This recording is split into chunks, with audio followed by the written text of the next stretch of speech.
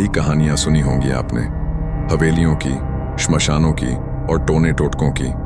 लेकिन आज मैं जो सुनाने जा रहा हूं वो एक ऐसे इमली के झाड़ की कहानी है जो जिंदा है, जो सांस लेता है और जो अपनी परछाई में हर उस इंसान को निगल जाता है जो उसके करीब जाने की गलती करता है।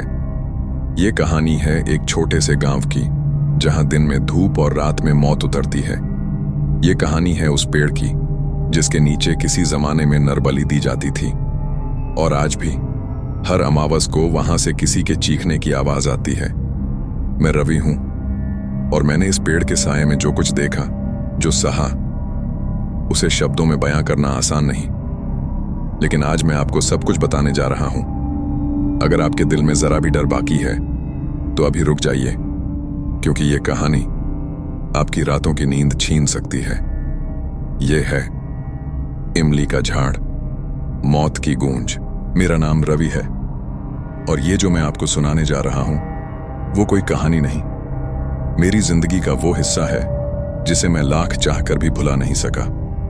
ये सब हुआ 2009 की गर्मियों में, जब मुझे अचानक ननिहाल जाना पड़ा, मध्य प्रदेश के एक छोटे से गांव भड़गांव में। मेरे नाना की तबीयत बिगड़ गई थी और मां ने कहा कि कुछ दिन वहां रह लो, मदद भी कर देना और बदलते माहौल में थोड़ा मन भी बहल जाएगा। लेकिन मुझे क्या पता था वो जगह मेरी आत्मा पर ऐसा निशान छोड़ जाएगी कि मैं आज भी रोज रात डर के मारे करवटें बदलता हूं। भड़गांव एक सीधा साधा गांव था, मिट्टी के रास्ते, चारों तरफ खेत और शाम होते ही पूरी बस्ती एकदम शांत। लेकिन गांव के उत्तर में एक पुराना इमली का झाड़ था, अकेला खड़ा हुआ, ऊंचा, मोटा और ऐसा कि जैसे सैकड़ों साल पुराना हो। गांव वाले उसे शापित झाड़ कहते थे। औरतें वहां से गुजरते हुए मुंह ढक लेती थीं, बच्चे वहां खेलते नहीं थे और बूढ़े तो उसका नाम लेने से भी डरते थे। मैंने जब पहली बार उस पेड़ को देखा तो अजीब सा कुछ महसूस हुआ, जैसे कि किसी ने मेरी गर्दन थाम ली हो। हवा कुछ गाढ़ी सी लगने लगी और एक सड़ांध भरी गंध मेरे नथुनों में समा गई। मैंने हंसते हुए कहा, इतना डर क्यों भाई एक पेड़ से? गांव के एक बूढ़े ने सिर्फ इतना कहा, डर उस पेड़ से नहीं है बेटा, डर उस चीज से है जो उस पेड़ के अंदर रहती है। मैंने ज्यादा ध्यान नहीं दिया, लेकिन उसी रात से सब कुछ बदलने लगा। पहली रात जब मैं अपने नाना के घर में सो रहा था, अचानक मेरी आंख खुली। खिड़की से बाहर देखा तो वही इमली का झाड़ दिख रहा था और उस पर कोई लटक रहा था। एक लड़की थी, सफेद कपड़ों में, उसके पैर जमीन से ऊपर थे और वो मुझे घूर रही थी। मुझे लगा सपना होगा, लेकिन जैसे ही आंखें बंद करके दोबारा देखना चाहा, वो चेहरा अचानक खिड़की के पास आ गया। उसकी आंखें कोरी थीं, सफेद और होंठों से टपकता काला खून। मैंने चीखना चाहा, पर आवाज ही नहीं निकली।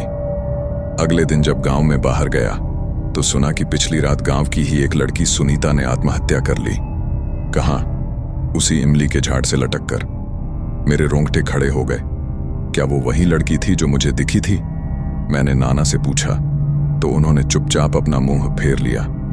दोपहर में जब मैंने अकेले में गांव के एक आदमी से पूछा तो उसने कहा, हर अमावस को ये पेड़ अपना हिस्सा लेता है और जिसने भी इसके पास रात बिताई है वो कभी वैसा नहीं रहा। मैंने फिर भी जिद की। अगली रात मैं उसी झाड़ के पास गया, मोबाइल की टॉर्च ऑन की और देखा पेड़ की जड़ों में कुछ खुदा हुआ था, जैसे किसी ने इंसानी नाखूनों से मिट्टी को खुरचा हो, और वहां एक टूटा हुआ गुड़िया का सिर पड़ा था। हवा एकदम थम गई और तभी मुझे फिर से वो आवाज सुनाई दी, वापस चला जा वरना तेरा नाम मिटा दूंगी। अब मैं डर गया था, भागते हुए घर पहुंचा और रात भर बुखार में तपता रहा। लेकिन अब सब कुछ खत्म नहीं हुआ था, अब तो ये बस शुरुआत थी। अगले दिन जब मेरी आंख खुली, मेरे हाथ में मिट्टी लगी थी, मेरे पैरों पर किसी रस्सी के निशान थे और बाहर इमली के झाड़ के नीचे एक और शव मिला था। गांव में खौफ फैल गया। लोग कहने लगे, अब वो जाग चुका है, अब कोई नहीं बचेगा। और उस रात मुझे किसी ने पुकारा। मेरे कमरे के दरवाजे पर दस्तक हुई। मैंने दरवाजा खोला तो कोई नहीं था, सिर्फ एक सड़ी हुई गुड़िया पड़ी थी और उसके कपड़े पर लिखा था, तू अब मेरा है। अगली सुबह जब मेरी आंख खुली तो सब कुछ बदल चुका था। रात को जो गुड़िया मुझे मिली थी वो अब गायब थी, लेकिन उसकी गंध, वो सड़ी हुई मिट्टी और खून जैसी गंध अब भी मेरी उंगलियों में समाई हुई थी। नाना जी ने मुझे कुछ नहीं कहा, बस मेरी आंखों में देखा और बोले, तू अब उस झाड़ के पास गया है बेटा, अब वो तुझे बुलाएगा। रोज, हर रात, जब तक तू खुद से सब कुछ ना दे दे। मैंने पहली बार उन्हें कांपते हुए देखा।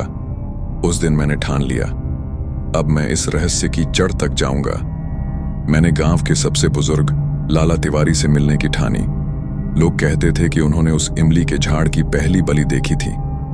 जब मैं उनके घर पहुंचा तो वो दरवाजे पर ही खड़े थे, जैसे उन्हें पहले से पता था कि मैं आने वाला हूं।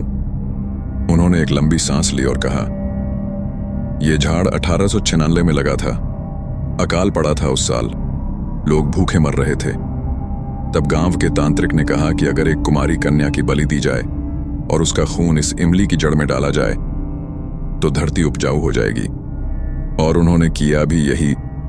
उस लड़की का नाम था राखी, 12 साल की थी, और जब उसकी चीखें मिट्टी में समाई तो उस दिन के बाद गांव की जमीन सच में हरी हो गई।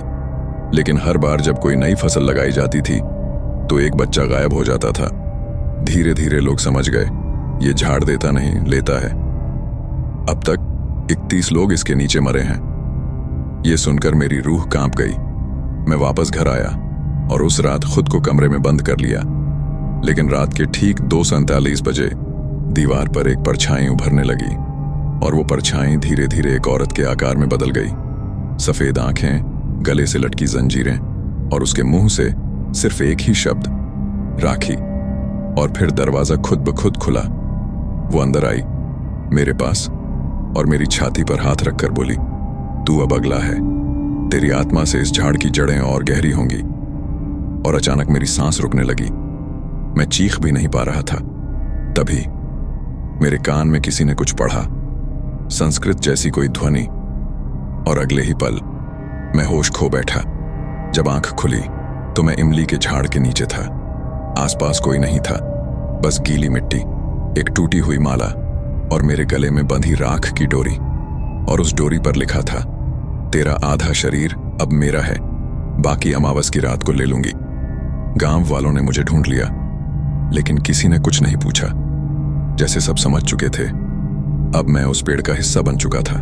और फिर हर रात मेरे कमरे की दीवारों पर वही नक्श उभरने लगे, बलि के चिन्ह, तंत्र के लकीरें, और एक नाम, बार बार, राखी, राखी, राखी। और उसी नाम के पीछे छिपा था वो काल, जिसने एक पूरे गांव की आत्माओं को जकड़ रखा था। और अगली अमावस आने में अब सिर्फ 5 दिन। मैं जिंदा तो था, लेकिन अब मैं वैसा नहीं रहा था। मेरी नींदें अब किसी और की होती थीं, सपने अब मेरे नहीं थे, और मेरी सांसों में अब किसी और का नाम गूंजता था, राखी। अगली रात जब मैं बिस्तर पर लेटा तो मुझे नींद नहीं आई। आंख बंद करते ही दीवारें पिघलने लगीं, कमरे की छत काली हो गई, और चारों तरफ हजारों चिल्लाती आवाजें गूंजने लगीं, हमें बचा ले, हमें छोड़ दे, राखी को मत आने दे।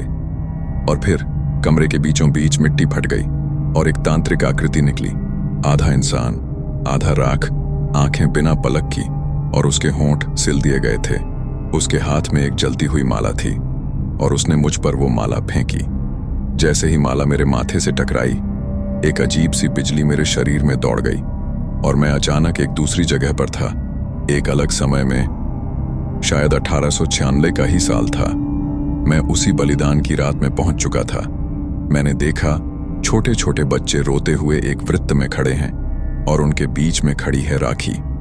उसके चेहरे पर कोई डर नहीं था, बल्कि एक गहरी शांति थी।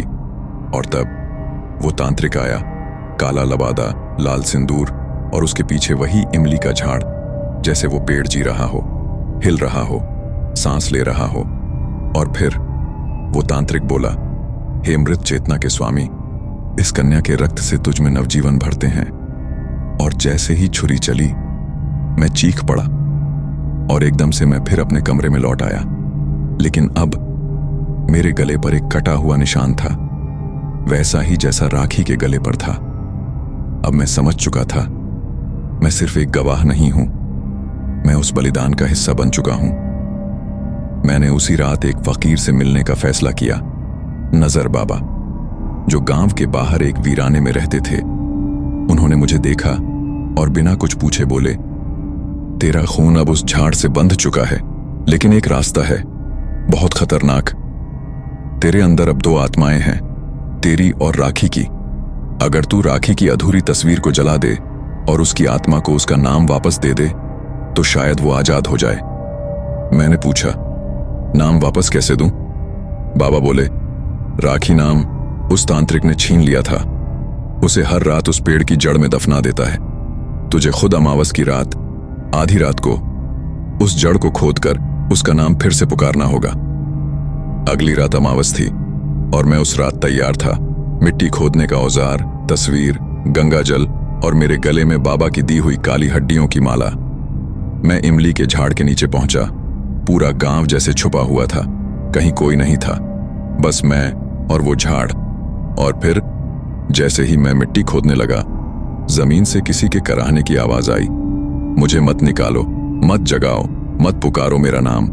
लेकिन मैंने फिर भी पुकारा, राखी, राखी, राखी। अचानक मिट्टी से एक जली हुई तस्वीर बाहर आई, वही राखी की। और तभी पूरे पेड़ की डालियां एक साथ हिलने लगी। आंधी नहीं थी, हवा नहीं थी, लेकिन पेड़ झूम रहा था और उस पर दर्जनों आत्माएं लटक रही थीं। और फिर एक औरत की डरावनी चीख गूंजी, तू उसका नाम नहीं ले सकता, वो मेरी है, वो बलि थी, वो अब पेड़ है। और सामने खड़ी थी वही तांत्रिक आत्मा, राख, खून और आग में लिपटी हुई। लेकिन मैंने कांपते हुए तस्वीर को गंगा जल से धोया और जोर से चिल्लाया, राखी, तेरा नाम तुझको वापस। उसी क्षण पेड़ की जड़ें फटने लगीं, जमीन कांपने लगी और उस पेड़ की छाल से खून बहने लगा और मैं बेहोश हो गया। जब आंख खुली तो मैं गांव के मंदिर में था और सामने थी राखी, मुस्कुराती हुई। उसने बस इतना कहा, धन्यवाद, अब मैं आजाद हूं। लेकिन जैसे ही वो मुड़ी जाने को, एक परछाई उसके पीछे से निकली और उसे खींचकर अंधेरे में वापस ले गई। और एक आवाज आई, जो झाड़ ने एक बार लिया वो कभी वापस नहीं आता। वो रात कुछ बदल कर चली गई थी। राखी को आजाद करवाने के बाद मुझे लगा था कि अब सब खत्म हो गया है, लेकिन मैं बहुत गलत था।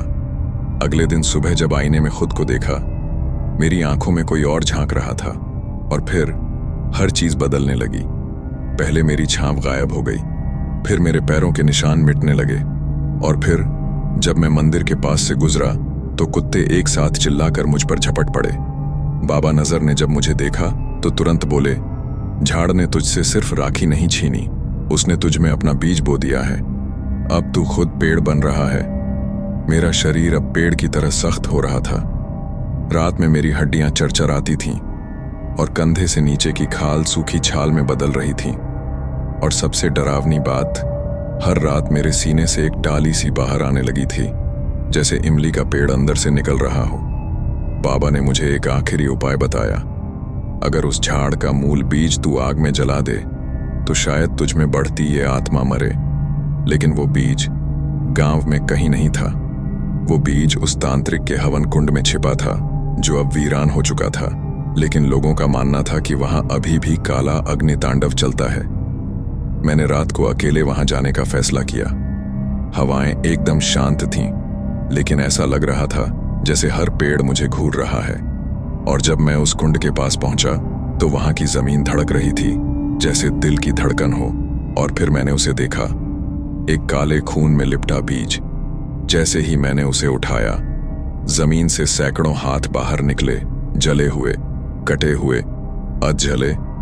वो मुझसे बीज छीनने लगे।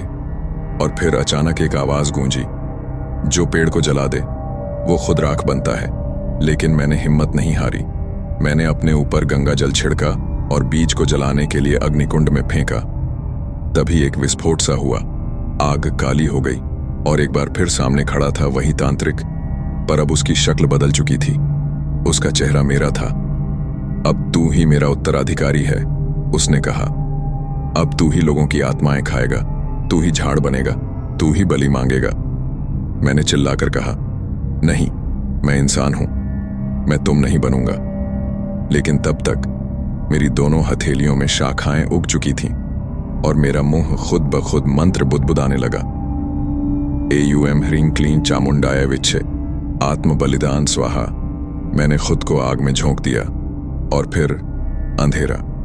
जब आंख खुली, मैं गांव के बाहर एक नए इमली के पेड़ के नीचे पड़ा था और मेरी पीठ से एक छोटी शाखा निकल चुकी थी।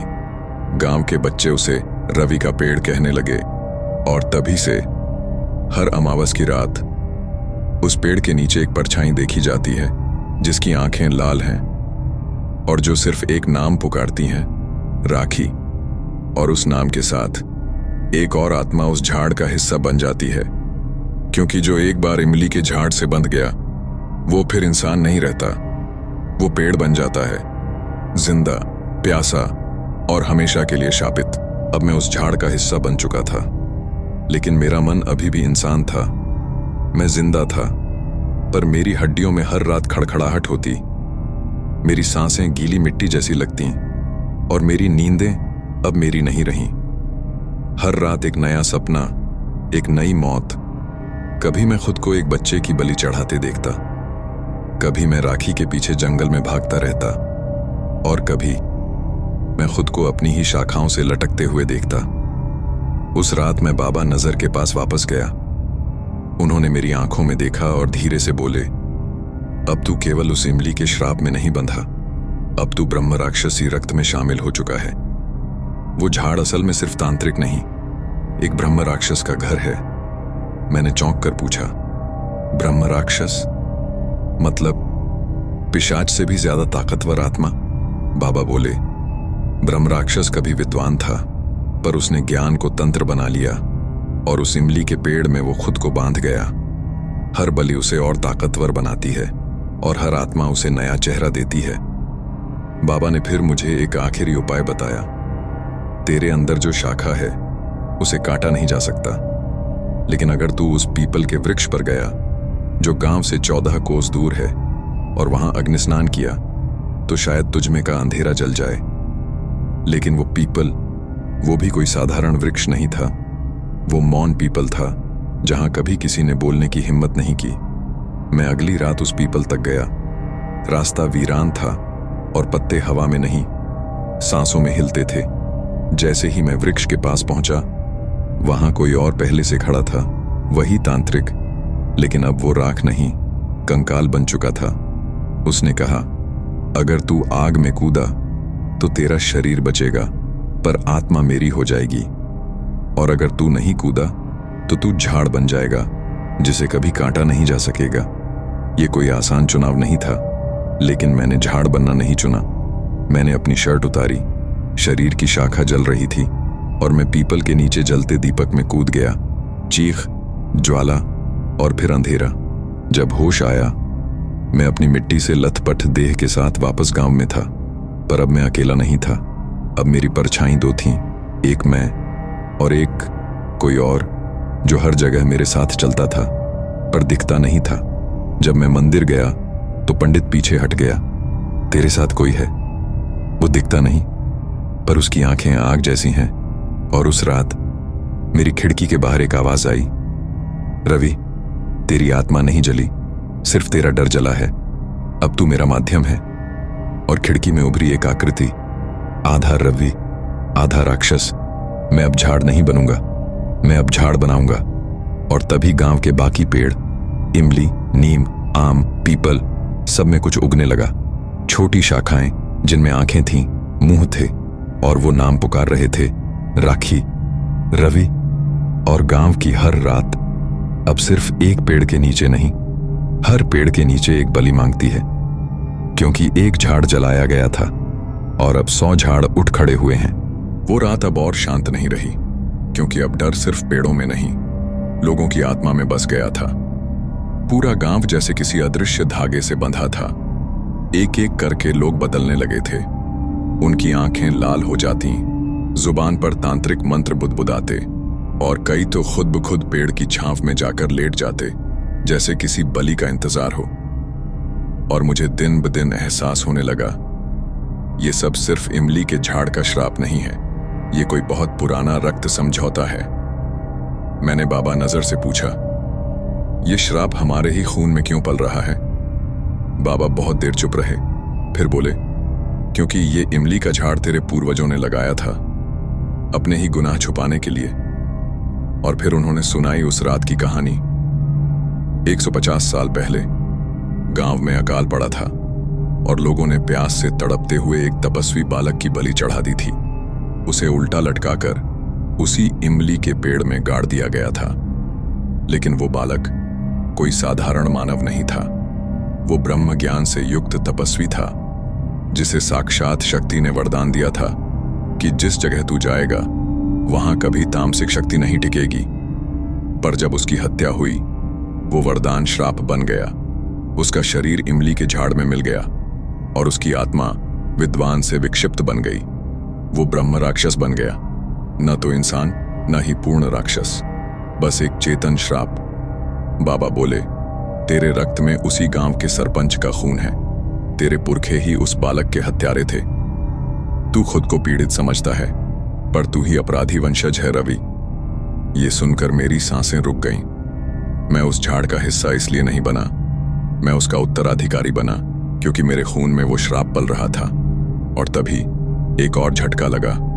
राखी, वो लड़की असल में उस तपस्वी बालक की बहन का पुनर्जन्म थी, और जब मैंने उसे बचाया था, असल में श्राप को फिर से जगा दिया था। गांव के सभी दरवाजे अब पेड़ों की ओर झुके थे, और एक रात जब पूरा गांव सो रहा था, हवा में एक चीत्कार गूंजी, अब मैं हर आत्मा में उगूंगा, हर नस में बहूंगा। और सुबह तक गांव में सिर्फ पेड़ बचे थे। इमली के झाड़ ने लोगों को निगल लिया और हर पेड़ अब किसी इंसान का रूप था। मैं भागा पीपल की ओर, लेकिन अब वहां भी कोई दीप नहीं जलता था। तभी मेरे हाथ अपने आप जड़ हो गए, मेरी सांसें मिट्टी में बदलने लगीं और मेरी पीठ से एक शाखा नहीं, पूरा झाड़ उगाया था। मैं चीखा, क्या मेरी आत्मा को मुक्ति नहीं मिलेगी? और अंधेरे में वही ब्रह्म राक्षस हंसा, तू आत्मा नहीं रहा, तू अब शक्ति है, और शक्ति को मुक्ति नहीं मिलती, वो बस पूजित या श्रापित होती है। और तभी से उस गांव में कोई नहीं बसता, बस इमली के पेड़ हैं और हर पत्ता फुसफुसाता है, रवि रवि रवि। क्योंकि जब वंश दोष पेड़ बन जाए, तब हर जन्म, हर देह सिर्फ एक शाखा है श्राप की। अब मैं इंसान नहीं रहा, ना आत्मा ना श्राप। मैं वो बिंदु बन चुका था जहां डर की शुरुआत होती है। मेरा नाम रवि नहीं था अब, मेरा नाम बस हवा में गूंजता था, झाड़ का वारिस। रातें अब मुझे नहीं डराती थीं। मैं खुद रात का आकार बन चुका था। जब मैं बंद आंखों से सपनों में झांकता तो मुझे वहां राखी दिखती। वो अब बोलती नहीं थी, बस एक पेड़ की झुर्रीली छाल बन गई थी। उसकी आंखें हर झाड़ की डालियों में थीं और वो हर बार सिर्फ एक ही शब्द बोलती, मुक्ति। पर मुक्ति अब संभव नहीं थी, क्योंकि अब ब्रह्म राक्षस सिर्फ एक नहीं था, मैं भी उसमें शामिल हो चुका था। और फिर एक दिन एक नई जीप गांव में आई। कुछ लोग थे कैमरा लिए, डॉक्यूमेंट्री बनाने वाले। वो कह रहे थे, ये गांव इंडिया का सबसे हॉन्टेड गांव है। यहाँ एक इमली का झाड़ है जो असल में 72 लोगों की हड्डियों से बना है। उन्होंने मेरा पेड़ देखा, मुझे नहीं पहचान पाए। कैमरा ऑन हुआ, लेकिन कैमरे में कोई पेड़ नहीं दिखा, सिर्फ एक अंधेरा और उसमें एक आवाज, तुम आए हो सच्चाई ढूंढने, पर यहां सच्चाई खुद को मिटा देती है।